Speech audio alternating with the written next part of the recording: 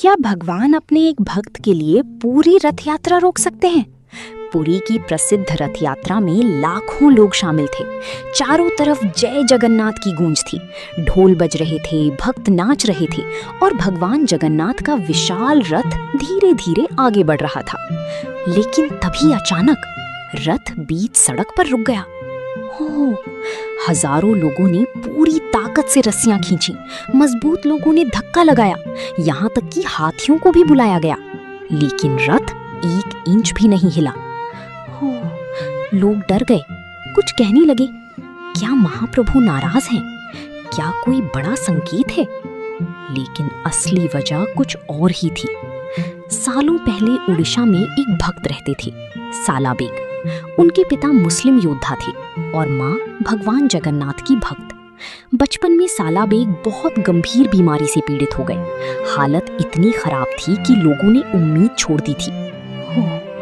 तब उनकी माँ ने कहा, अब सिर्फ महाप्रभु जगन्नाथ ही तुम्हें बचा सकते हैं। प्रणाम। साला बेग ने पहली बार सच्ची दिल से भगवान को पुकारा।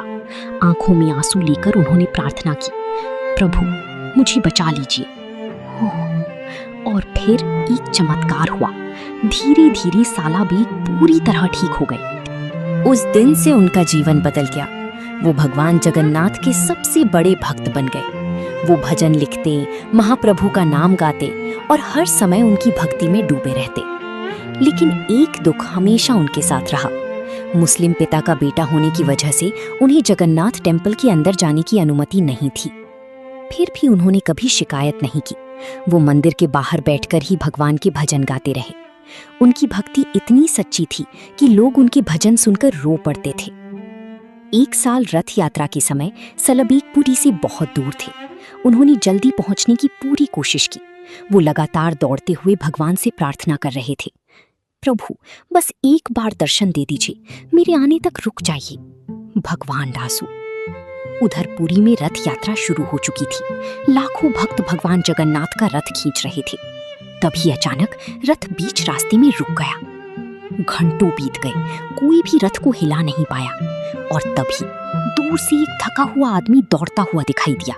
उसकी पैरों में घाव थे, कपड़े धूल से भरे थे, लेकिन आंखों में सिर्फ भक्ति थी। वो सलबीक थी। जैसे ही उन्होंने रथ के सामने हाथ जोड़कर कहा, प्रभु मैं आ गया।